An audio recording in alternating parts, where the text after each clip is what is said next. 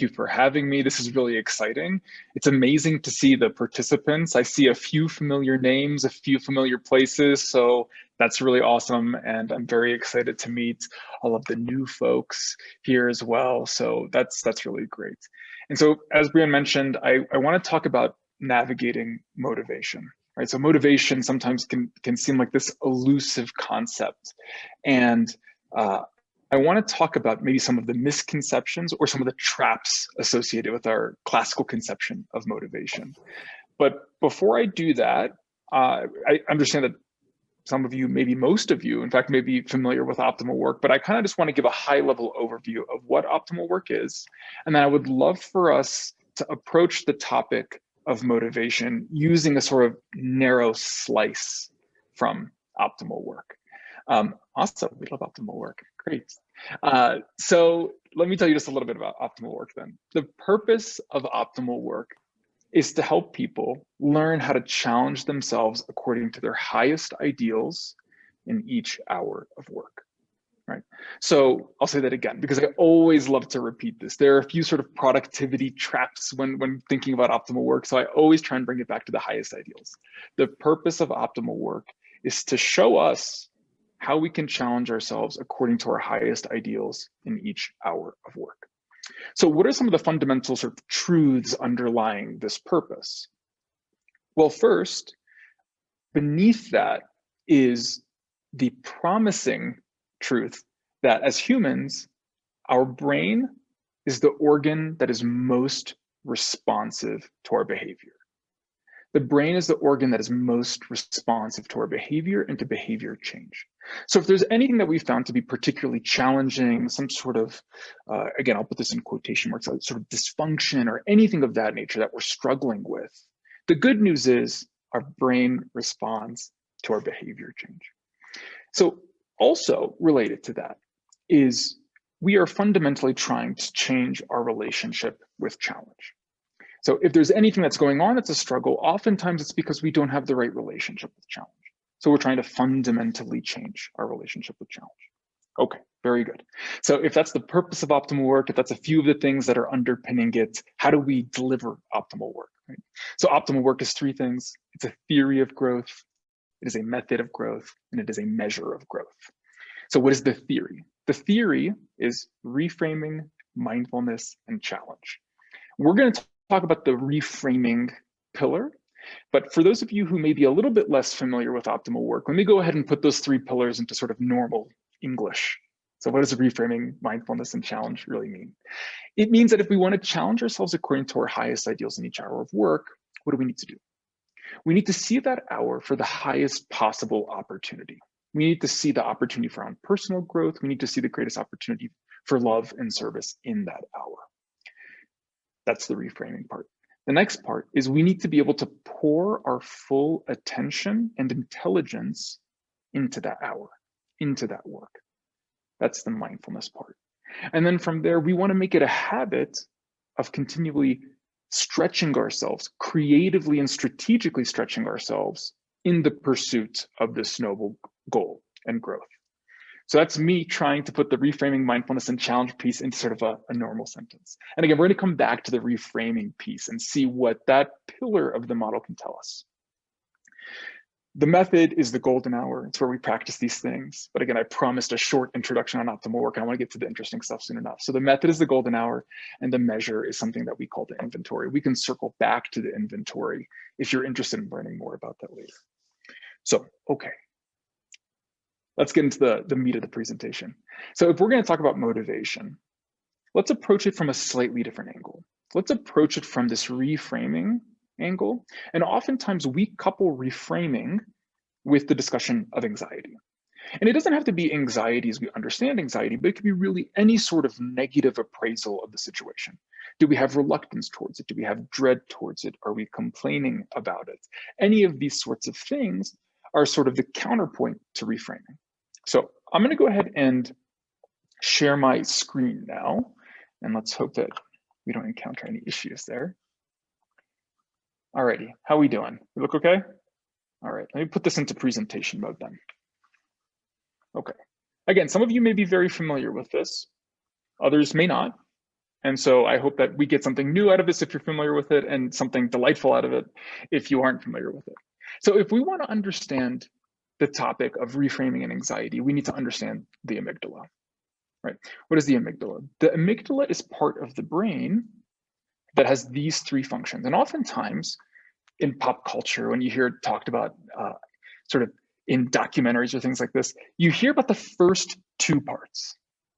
The third part is the most important for our purposes, right? So what does the amygdala do?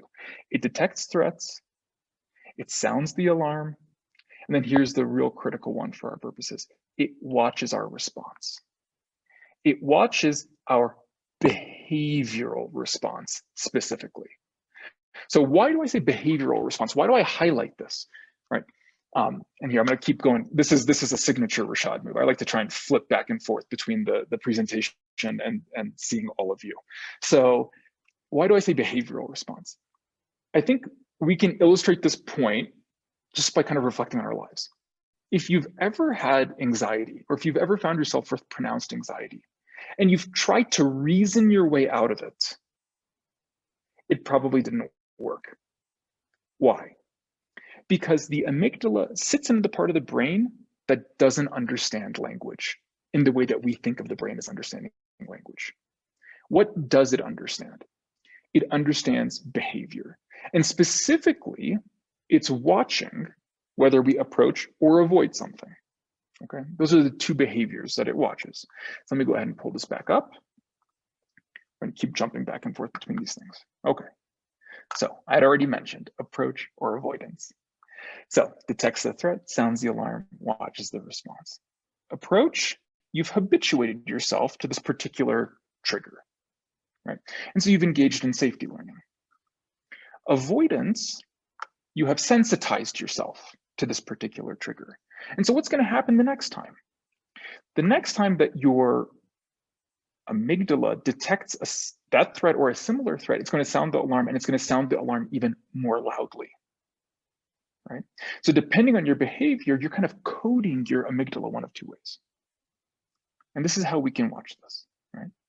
So let's go ahead and say that you experience some sort of trigger, maybe some sort of, some piece of your work makes you anxious. Perhaps it's public speaking. Perhaps it's some technical aspect of your job. Perhaps it's the act of taking on a new challenge that you're not familiar with. Right? So if you feel an anxiety response increasing, oftentimes what's our natural reaction? Our natural reaction is to want to get rid of that anxiety response, right? So we escape it. What happens then?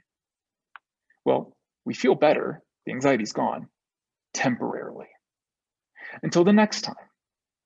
And then when something similar happens, what happens then? The anxiety response increases, making what more likely? Making it even more likely that our instinct to escape is going to play in. So we escape, we feel better temporarily. And then from there, what happens? If time goes on, we encounter this trigger again, and it goes up yet again, so on and so forth, right? And so you can see, I'm gonna stop sharing here. You can see the problematic pattern that is modeled with that sort of escape behavior, right? This is really where anxiety about one thing can quickly become anxiety about many things, right? Because it's never just about that thing. It can be about our relationship to challenge.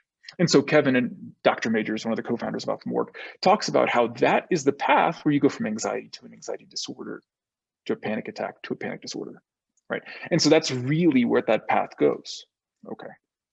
That's sobering, but there's also good news, right? The flip side of this is if we figure out the behaviors that indicate an approach towards something, right? We can then start to reprogram ourselves. So y'all are doing great. I understand it's a little bit late on the last presentation for the conference, so stick with me and then we're going to bring it back to motivation. Doing great. Okay, here we go. So let's say what happens, all right? You encounter some trigger. Okay, your anxiety goes up. But if you understand this model, you say, you know what, I actually want to practice approaching this particular trigger, whatever this challenge may be. I want to practice this. So what ends up happening? Sorry, skip that a slide there. What ends up happening? Okay, the anxiety, you'll feel an anxiety response. Okay, that's fine. But if you did nothing but mindfully sit with the sensation, it would eventually run its course. Because by simply just sitting and mindfully sitting with the sensation, what happens? Again, you're habituating yourself to this particular challenge or trigger. Okay. And then so the next time, what happens? You may still have a reaction, but it's going to be less because you've coded yourself, right? You've coded the amygdala to say, actually, this isn't as much of a threat as I thought. All right, so on and so forth. Okay, great. So you may be saying, okay, Rashad, that sounds great. That's a helpful conversation about anxiety and the mechanics of the amygdala. What exactly does this have to do with motivation, right? This is where this comes into play. So if you did nothing but mindfully sat with the experience and felt the sensation, it would go away. However, if you could accelerate this through the act of reframing. So what is reframing? Reframing is the action of deliberately and genuinely finding the opportunity for growth in something you had previously marked as either something to be anxious about, something that you were reluctant about, or something that you were dreading. Okay. All right, so I'm going to skip ahead just a few slides here.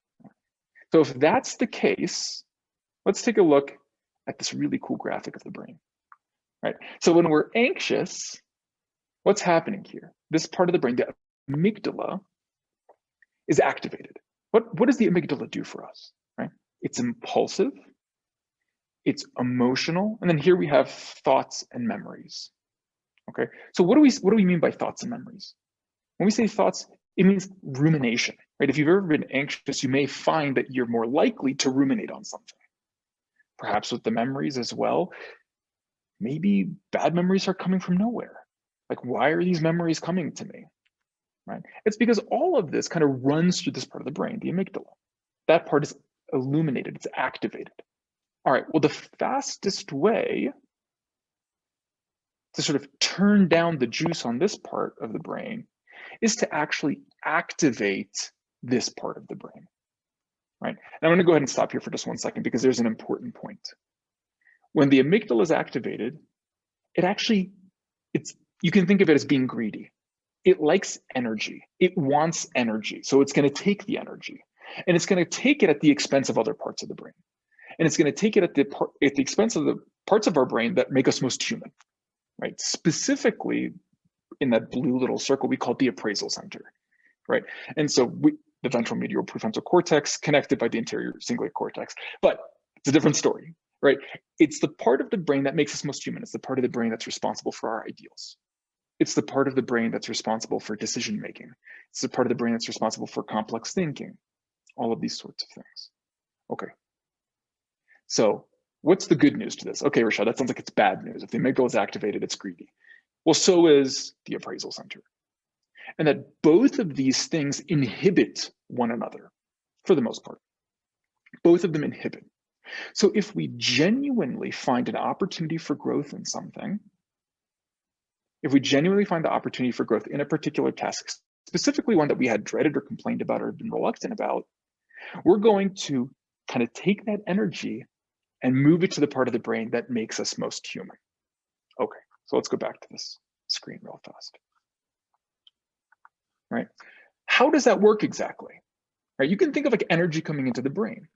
There's one piece here that connects these two, right? That's that anterior cingulate cortex that I mentioned.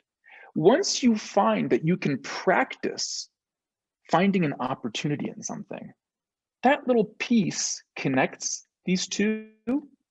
And if you find an opportunity to cultivate your ideals in something, that's when you can activate your appraisal center. So hopefully it's becoming a little bit more clear why I chose this pillar when we're talking about the topic of motivation, right? Because here's the thing. So I'll stop sharing for just a moment. If we are waiting to feel motivated, what are we waiting for? That's primarily a sort of limbic response. And here's the thing about the amygdala. There are no voluntary neural pathways that run through the amygdala. It is involuntary. So if you're waiting to feel motivated to do something, you may be waiting around a while to go do that thing, right? Because we don't necessarily control when we feel motivated for something. So, okay, if that's the case, then how can we reframe our thinking around motivation? What's a more consistent way of approaching our work? What's our more consistent way of taking perhaps something that we're enthusiastic about, excited about, and then from there getting a little bit more constancy in the nature of our work? Well, the most consistent way of doing that is to practice reframing. It's to practice seeing a task, even within 1 hour, as an opportunity to grow. Okay. And so there are different hierarchies of reframing, right? The basic level of reframing is sort of like, this is an opportunity to practice reframing, right? That's actually enough to trigger that sort of illumination of the appraisal center. So if before you sit down to work, if you could simply say, you know what, this is an opportunity for me to just learn how to approach the most challenging part of my work. I'm going to dive into it. I'm going to be deliberate about it. I'm going to try and find the most noble part of this work. That's good enough, right? That's a good start. What's the next level above that? The next level of a reframe is, how am I going to reframe according to some skill? How is this an opportunity for me to cultivate some skill, right? How is this an opportunity for me to improve my writing skills? How is this an opportunity for me to prepare presentations more effectively? How is this an opportunity for me to do whatever, right? Whatever that skill may be, focus on for the next hour deliberately. If you can say, this is an opportunity for me to do this, what happens? Again, we're redirecting energy. Think of it that way. Think of it as redirecting energy towards our sort of appraisal center. And so we're finding opportunities and more minute opportunities of work. Okay. What's one level above that? Now we get into ideals. A more powerful way of reframing is to see your work as precisely an opportunity to grow or cultivate some ideal. Now, we can be as sophisticated or lengthy in discussing what constitutes an ideal as we want. But there's another way of looking at it. And so in coaching or in training, we don't need to get too complicated about this. We don't need to get too wrapped up about it. Typically, what I prompt or what I offer is that ideals are things, characteristics, that help us love and serve other people. These are things that are going to contribute to our ability to love and serve other people and to develop bonds with those in our life, right? So you don't need to look very far to even start thinking about, okay, what are the ideals that I can cultivate in my work, right? Can I grow in generosity in this next hour of work? Can I grow in sincerity? Can I grow in patience or acceptance? Those are two key ideals that really help us through any sort of difficult point in our life. So when we make that sort of second nature to how we approach our work, we're going to have a much more consistent and deeper source of energy than we would if we were simply waiting to feel motivated. And so let's go back to what I said earlier. The brain is the organ that is most responsive to our behavior. So if we practice this even once a day, this is why the golden hour is the method of growth for optimal work. If we practice this once a day in a golden hour, what ends up happening? What ends up happening is we stop instinctively or sort of automatedly jumping into our work. We start thinking deliberately, okay, how is this actually an opportunity for me to grow? And then even if you aren't necessarily particularly anxious about something, you start to form the habit of saying, what is the most sort of beautiful way of doing this work? What is the highest good that I can attain here, either in serving others or in cultivating my own ideals in that work, right? So all of a sudden, now the opportunities for growing in that sort of source of motivation as we first approach it is actually present before us every single hour of every single day. And so we don't necessarily need to wait for any feelings to sort of descend upon us in order to work, but rather this is something that we can very intentionally cultivate. And then I'll go ahead and say one more thing. which is to say that when we do this, we start to re-emphasize different parts of work, right? It's so easy for us to focus on outcomes. It's so easy for us to focus on outcomes, oftentimes at the expense of our growth. So we think to ourselves, if only I get this grade, if only I get this award, if only I get this job, if only I get this promotion, then I will have grown.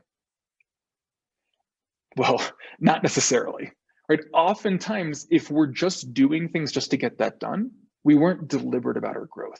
And we may not have actually grown along the way at all. And even in a worst case scenario, if we were insincere about how we got there, if we sacrificed more important things in our lives in the pursuit of this, that actually can be detrimental. So what does shifting our perspective to the process look like? And I don't mean abandoning outcomes. I'm not saying forget about any and all outcomes. What I'm saying is re-emphasize the process and the nature of how you work. What happens then is that the opportunities for growth become so present in the everyday. You no longer have to wait for some big outcome in order to say that you had grown or hadn't grown. You don't need to wait for a promotion or some business deal to close to say that you had grown or not grown. You can finish the day and see with a tremendous amount of confidence, I grew in the nature of this work. I grew in the very nature of it. And the things that I did here are actually going to make me more able to love and serve and develop bonds with the people in my life when I go back home, when I spend time with family, when I spend time with friends. Right? And so work no longer becomes that opposition to that. And that's very powerful. And it's not just powerful qualitatively, right? This is powerful also on a sort of neurophysiological level. I'll spare you another sort of brisk walk through brain neurophysiology, but it really is a difference in expression hemispherically as to how we look at the world. When we become too oriented on outcomes, when we become too oriented on how we feel to do things, that relies very heavily on the sort of left hemispheric style of thinking. And it's very easy for us to become hyper-focused and to lose the larger perspective. And that's a very quick recipe for feeling burnt out. When people come to me and they say they feel burnt out, to me, it's sort of like, okay, that's the longest chain of just getting things done. And that's why you feel burnt out. When we change to focus on the process, it actually becomes more holistic in nature. And we start to derive energy from different parts of us, literally. And so that's something that can keep work fresh for us. And it's a much deeper well. It may be less emotionally salient. It may be less dramatic. It may feel less intense, at least at the beginning, but it's certainly more consistent and more constant.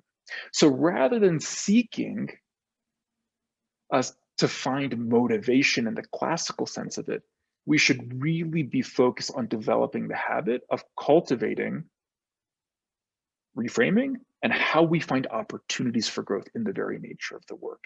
And that will give us a much more consistent approach to our work.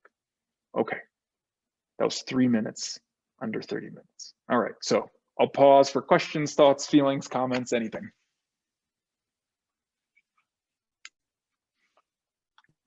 Did I stun you all with silence? You're very welcome. And well, one of these days, it would be really cool to get a more brisk walk through all the nitty-gritty neurophysiology and everything. But since there's no time for that, I had a question about, I guess, the difference between reframing and optimism. Because a lot of times when I talk to people about reframing, then a lot of people kind of confuse it with positive thinking. So what do you think is the difference between the two of them, and how is reframing more powerful? Yeah, I think it's really the biggest difference between the two of them. That's a fantastic question. The biggest difference between the two of them is the act of having genuinely found an opportunity for growth. Right? Positive thinking simply says, "Hey, I'm a good public speaker. Hey, I'm smart. Hey, I'm good at this. You're good at this. Keep it up." Right? There's nothing there about embracing the very challenge that you were afraid of or that you had, experienced some sort of anxiety or reluctance or negative appraisal, and seeing it as precisely the thing that you need to grow into the person that you want to become, right? That's the big difference. And so Kevin taught a very good tool, right? Which is, if someone has to use words or repeat mantras, you haven't reframed. At that point, you're just kidding yourself, right? Like if you're just saying over and over again, like, oh no, this is okay, I'm okay. You actually haven't seen it for what it was, which is actually and genuine the opportunity for your growth, right? That is what makes it powerful. That identification of the opportunity is what initiates the neurophysiological impact of reframing, right? Otherwise, if you're repeating to yourself like, hey, it's all good, I'm going to be fine, this is going to be great, what's happening is you're still sort of in that limbic activation, right? Because if you weren't, you wouldn't need to repeat these things to yourself, right? Because that is sort of the cue that someone hasn't reframed. The highest levels of reframe entail a sort of almost enthusiasm or an excitement for something that you had previously dreaded, right? So you would actually start to say, you know what, if this is actually what I need, then bring it on, the more the better, right? So does that help answer the question? You want me to look at it from a different angle? That does help. Yeah. Now I see that I'm really not reframing. Well, don't cut yourself too short. Okay, so I don't want to make it too severe. But here is the main point, right? Which is, if there was something that we had negatively appraised, if we had anxiety about it, then there is so much growth in that thing, right? Otherwise, we wouldn't have been anxious about it, right? So we need to understand, what is that growth? And we can think of it in terms of hierarchies, right? Okay, maybe this is just a skill I need to cultivate. Okay, well, very good. Then, if it's public speaking, then get out there and speak in front of more people. And that's actually precisely what you need to do. If it's something that has, an ideal, which is to say, I need to practice patience with coworkers, perhaps then you should say to yourself, okay, the next time that someone annoys me, I should actually be really excited, because this is an opportunity to practice cheerfulness with them. Because I'm going to fully own the growth in this, and I'm going to try and become the most charitable, loving person I can here. So if they annoy me, fine, good. Because this is precisely what I need to become, the charitable person I want to become. So very good, Rosie. Great question. Fantastic. I see that Anna Maria also has a question. Okay, great. Hi. Hi. Hi, good night. So I had a couple questions actually, but I will try to keep it short because I know many people want to ask. I just wanted a little more elaboration, I guess, about the golden hour, because is it that I'm going to sit with myself and just think about this task for an hour and look at all my moments of opportunities in it, or is it that I'm going to begin my work hour with that sort of thought process and then jump into my work for an hour? I just wanted to know, what exactly does that golden hour look like? That's my first question. That's a fantastic question. Okay, so the golden hour entails work, right? But what it is a deliberate time. It's a sort of deliberate and privileged time in your day where you practice the key parts of the theory of growth, right? So you are practicing intentionally reframing. You are practicing intentionally setting the conditions for how we've defined mindfulness. And you are practicing the act of creating strategies, creative strategies that stretch you. Right. So that takes some time to prepare. Could take 5 minutes, could take 10 minutes, right? I never prescribe how long it takes. But then you dive into the work and invest, here's the big thing, in the process. Sometimes I can be a little flippant in how I say things. When I'm working with folks, I say, I don't care what you accomplish in that hour. I don't care what the outcome is. I care more about how you did the work, right?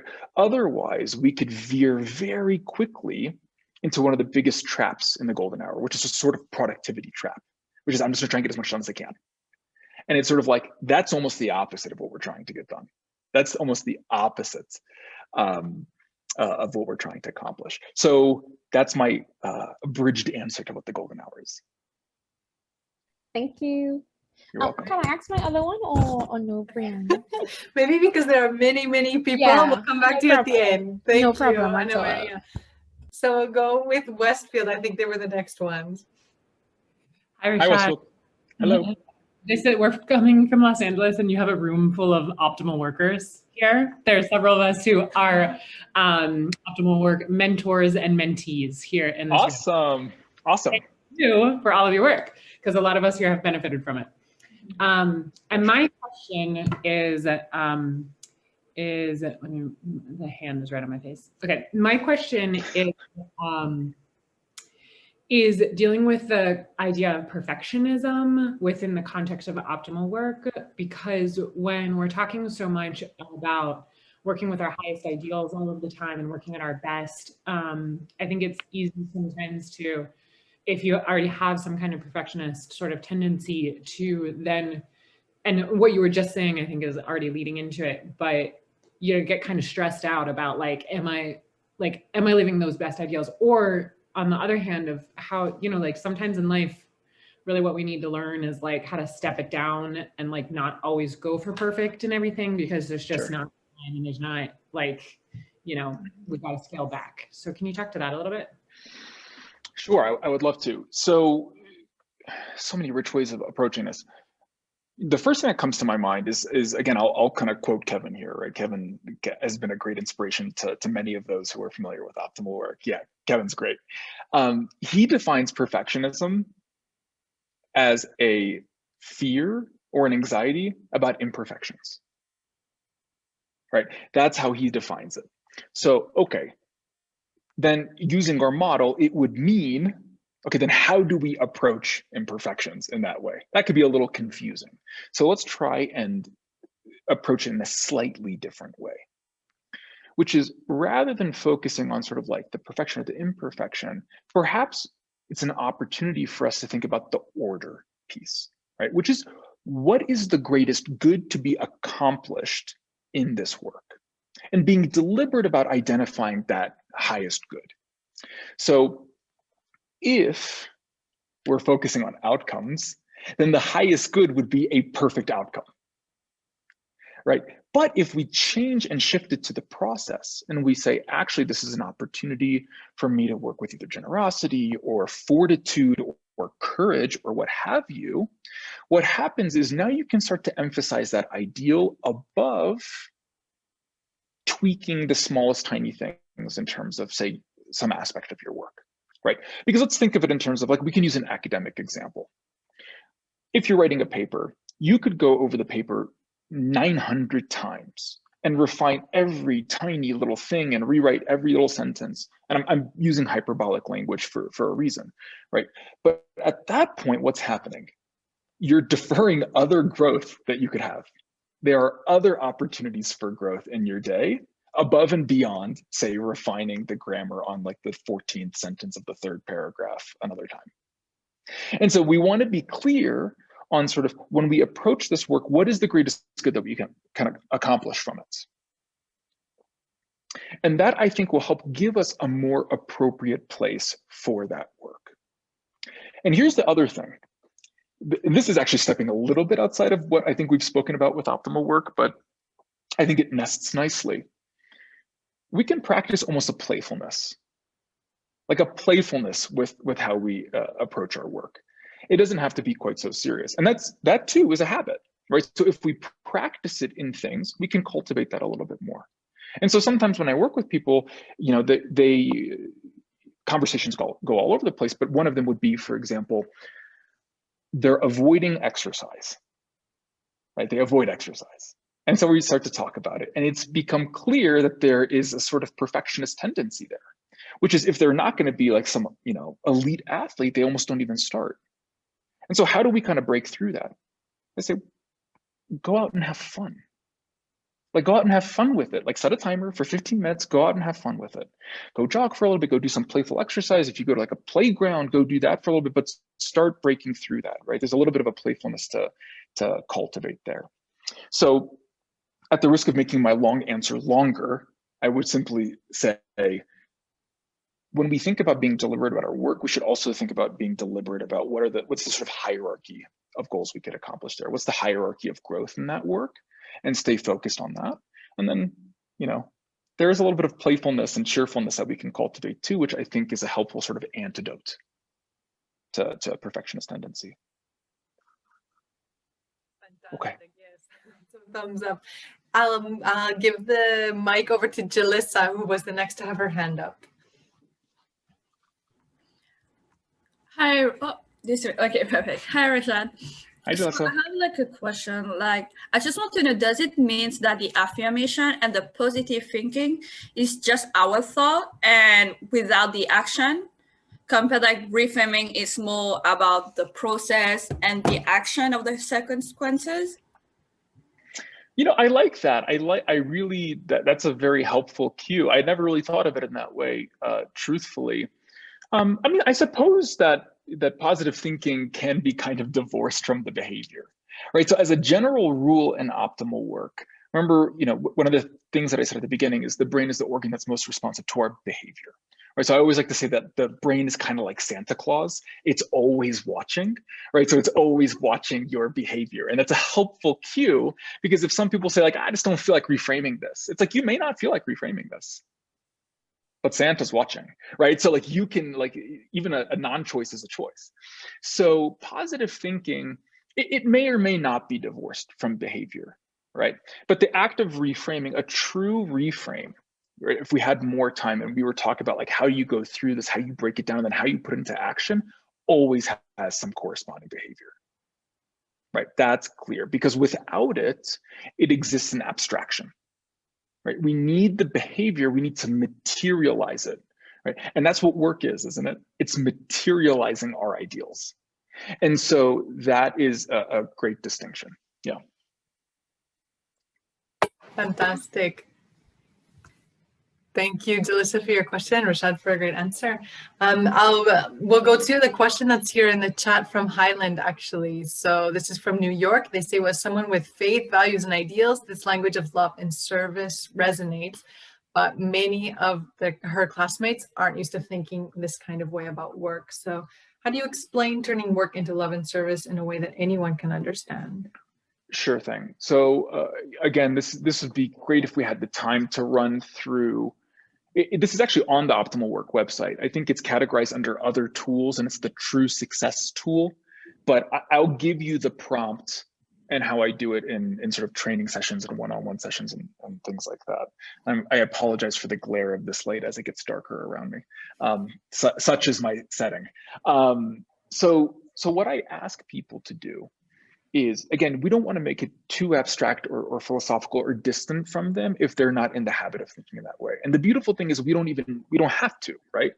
So I like to do this one exercise where I ask people, I say, get a pen and paper. Now we're going to go through this exercise. And it takes a little bit of time to develop the trust with someone to do this, but I like to do it as early as I can.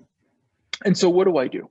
I ask them, imagine someone that you love very much, that you love very deeply. I never ask them who it is. I just say, imagine someone that you love very deeply.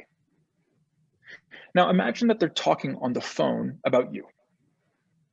Imagine you're in the other room and you can hear everything they're saying, but they don't know that you can hear everything they're saying. What would you want them to say about you? Right. And so I spend time and they'll write things out. And typically in the earlier day, in the earlier responses, you'll get something along the lines of, I want them to say I'm a good person. I want them to say that I'm loving, right? Okay, good. But for those of you who are optimal work coaches and mentors, and those who would want to be, I would say this, don't stop there. That's a trap. What does it mean to be a good person? Encourage them to get more specific, right? And then, okay, well, to me, being a good person means that I'm available for them when they need me, or that they know that I care, right? So what does that mean? So what is the availability? It means you're generous with time. What is about knowing that I care, that you're warm, right? And you start to get a little bit more detailed. Don't stop there, keep going, right? So say, okay, what are ways that you can manifest this? And then when they start giving, well, I guess I could be, I could be more present in the evenings. Okay. Specifically how? right? Because we're trying to go from a very broad abstract idea of, I want to be a loving person, I want to be a good person, down to, okay, here's the ideal. We got to maybe warm and generous, down to the behavior. Unless someone's dealing with some really challenging circumstances, like there's going to be someone that they love deeply. And then from there, you can just say, what are the things that are going to bring that to life? And then keep going to the behaviors, right? And so all of a sudden they don't need to be, Thomistic experts to be thinking about ideals and whatnot. It's just sort of like, okay, you brought this to life for them very quickly. Now I know, okay, if I have one brain, right? I don't have two amygdalas that are separated or several prefrontal cortexes that are compartmented, and my brain is in fact like Santa, and it's always watching, then every hour of work offers me an opportunity to cultivate these ideals. Okay, and then now all it becomes is an exercise in strategizing how to bring this into each hour. And I say, oh, okay, well, I guess I could be more generous by caring a little bit more about how I send an email, about how I prepare a presentation, about how I come to a meeting, right? These are small ways. Now, of course, you can grow them, you can refine the ideals, but that's how I would encourage starting that conversation. Now, there's a whole second half to that exercise, right? Which is a little bit more delicate. And I'll just speak to it very briefly. But the second part of the exercise is, same setup. Someone you love very much, they're on the phone, you're in another room, you can hear them, they don't know you can hear them. What would they say about you at your worst? Right? And I'm always very delicate about that part of the exercise because you don't want people to start beating themselves up. So they'll say a few things. Okay, let's talk about the behaviors again. Let's try and get down to the behaviors. Because what are we trying to do? We're trying to ultimately, and before I even say that, 9 times out of 10, 95% of the time, the best and the worst exists along a spectrum. It's almost always the same thing, just on different sides of the spectrum. So what are we trying to do? We're trying to get them to understand that despite how they may be feeling, despite circumstances, despite whatever, that there's going to be a trigger moment. And at that trigger moment, you have the opportunity to respond to your highest ideals versus responding with behaviors that may be more vicious cycles, more emotionally based, more impulsive, right? And so I'm making a long answer even longer, but that's how I would approach it. I just want to get a little audio visual check from you guys. I'm a little choppy on my screen. You guys can hear me okay? Okay, great. Yes. Very good. Great. So we have a few more questions. I saw that Ilana had her hand raised for a long time and then she disappeared. I'm not sure if her question was already answered or she lost the motivation to ask. Perhaps. Ilana, are you there? If not, we'll move to Queenie. Queenie, what's your question? Hi, Rashad. Thank you very much for your talk. In the afternoon, some of us were in a breakout session talking about fears, that the fear of the unknown is, something great among us, that we're afraid to get out of our comfort zone.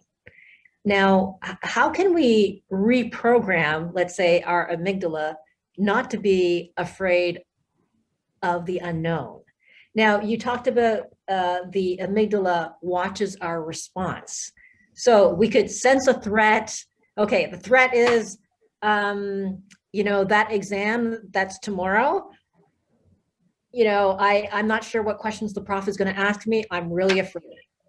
Okay, so the amygdala is watching my response, whether I'm going to study with intensity or not, if I'm going to wake up on time to write that exam or not. I don't know. How do I reprogram my amygdala so that I'm not afraid to get out of my comfort zone or be afraid of anything, basically? Sure. So that's a great question. And so let's try and break that apart. Okay. So the very first thing you're doing, so your amygdala, sure, is watching your behaviors. Do you go study? Do you go do things? Right? Do you meaningfully engage in this challenge? But it's also watching for how you appraise the sensation of that anxiety. right? Because what is anxiety really? It's just adrenaline. It's just adrenaline. And it's your body's way of providing you with a surge of sort of performance enhancing, chemicals to help you approach this thing. So if you recognize that sensation, that stimulus as that, you'll be able to perform more effectively. Versus if you try to avoid the sensation in and of itself, you've negatively appraised it, and believe it or not, your body actually will metabolize that adrenaline differently. It'll ultimately be sort of dumped in the system as cortisol.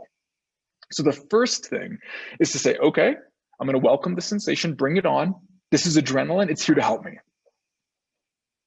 That's the first thing. The second thing would be if you form a habit of approach, that actually has an even deeper effect on our sort of brain than we may even realize. And it's a deep and profound one, right? So it's not necessarily just sort of like, hey, I've reframed this particular problem, but you make it, again, second nature that you instinctively approach and lead through behavior things that are challenging. And so the experience becomes qualitatively different, right? And so this isn't part of the neuroscience that we talk about in optimal work, but if you look at ways to sort of reprogram trauma, reprogram bad things that have happened, what's happening here? It's actually trying to recalibrate our brain towards an approach behavior, right? Some sort of an approach. And so that is one of the deeper habits that we're trying to form.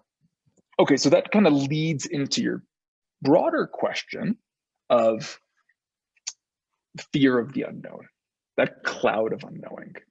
Okay, so I'll give what I think may be an unsatisfactory answer, but it's the truth. And so I'll say it anyways. It may be an unpopular hit with this group.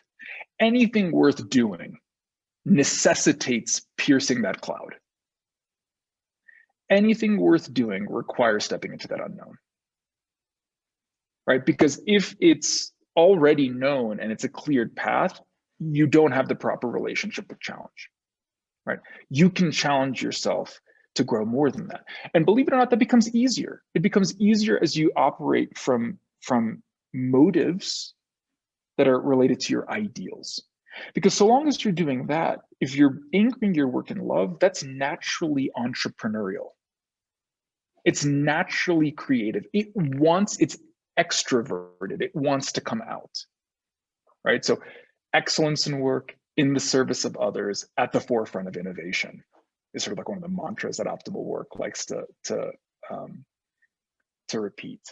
So there is no sort of super easy response that I have.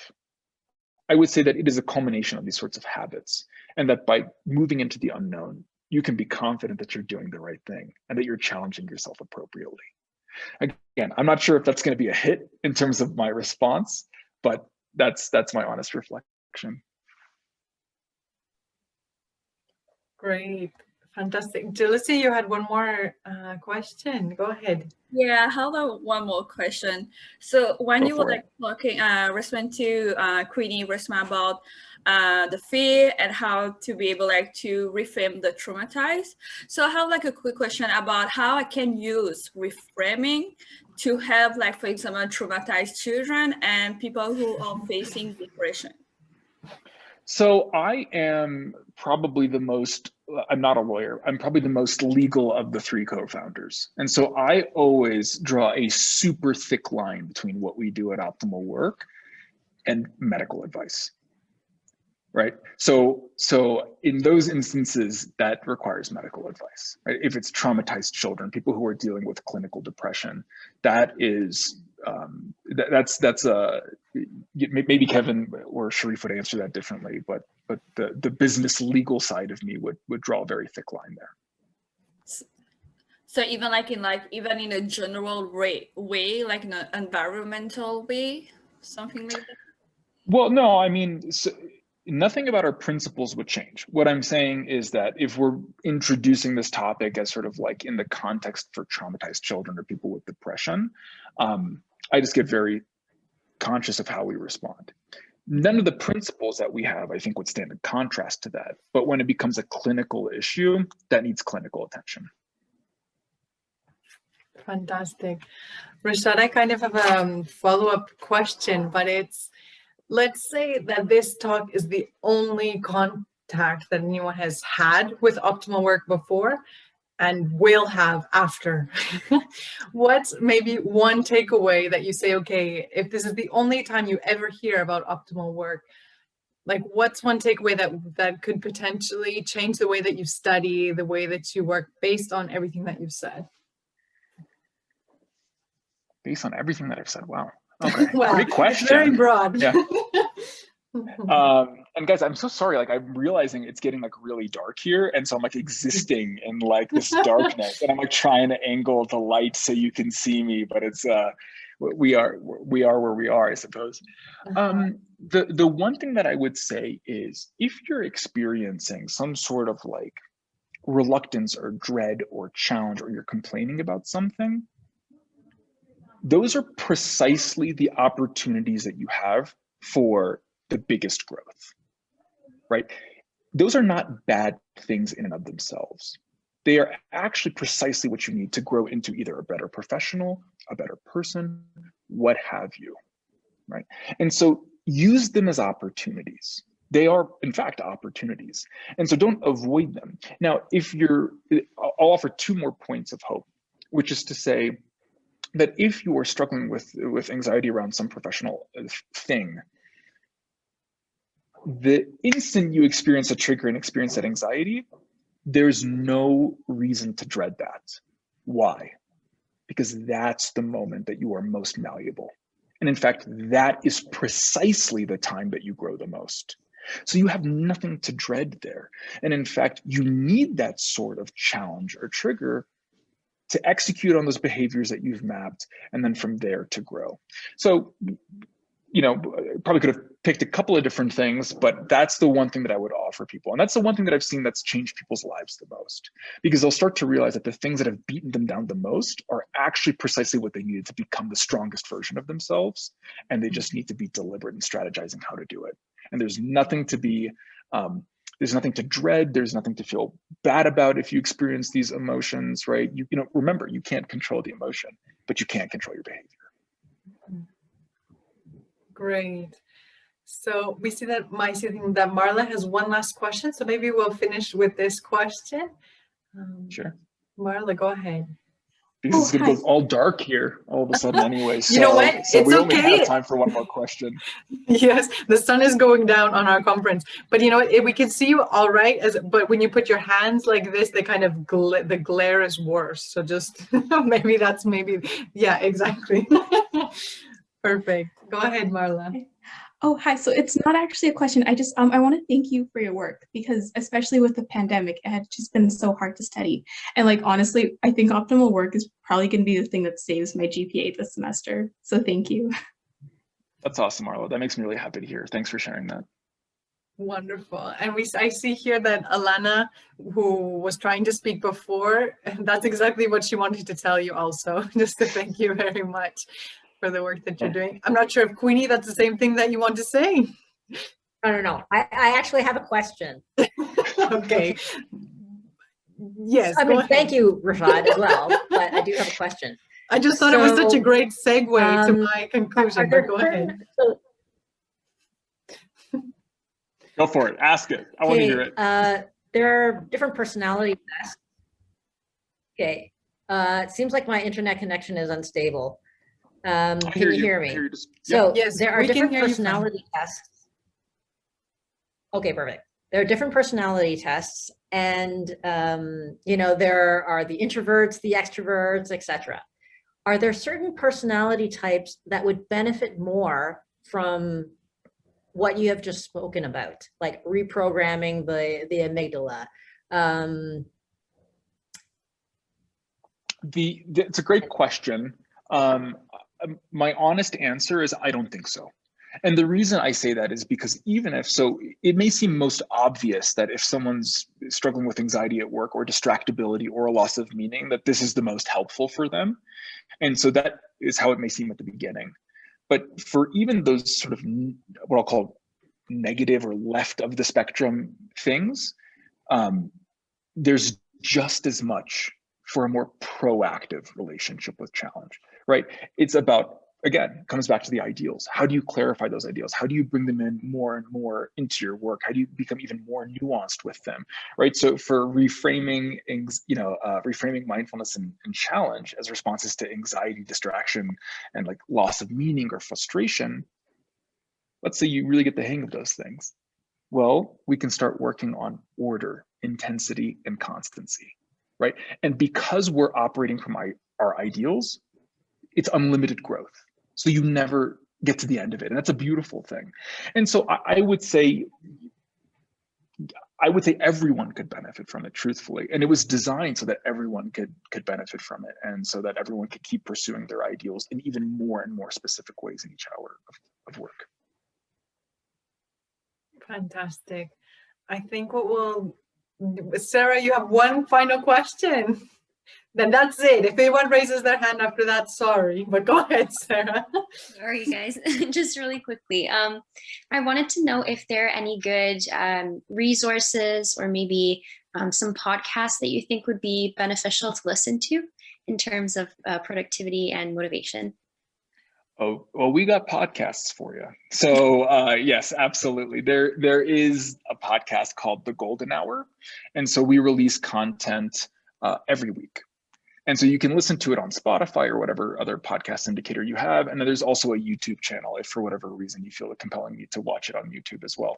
But the other podcast platforms all work. And so there's content that's released every week. I believe Kevin and Sharif recorded one called The Secret of Motivation. So that relates very closely to this particular conversation, but there's a lot of other quality content. So if you're looking to learn more, I would go there. The website's also a good place to start. We have a masterclass. And if you put together a group, we can offer a sort of group rates for that. And that's something that we can do as well. But if you're just looking to learn more, the podcast would be a good place. And I think last week, Kevin and I recorded one that was sort of like a back to the basics, which is a little bit more lengthy, kind of 101 of optimal work than what we just discussed here. Awesome. Thank you so much. You're very welcome. As the sun goes down further and further, I want to thank you very much for joining us and giving us your time this evening. My pleasure. Thanks for having me. It's been a great day to finish this first full day of Navigate. And as we lead into our day tomorrow, when really we're going to be talking about our ideas and social media use, which I think fits in nicely also as we think about how we're working and what we're doing with our time. So thank you very, very much. I think everyone is very excited to hear you this evening, and we've got, as you see in the chat, everyone is thank you. So fantastic. Yeah, well, I'm so grateful for this opportunity. You guys rock. And if you have any questions, you can always reach out to us at Optimal Work, reach out to me. It's been a real pleasure. Thanks for the opportunity to speak to you. Thank you once again.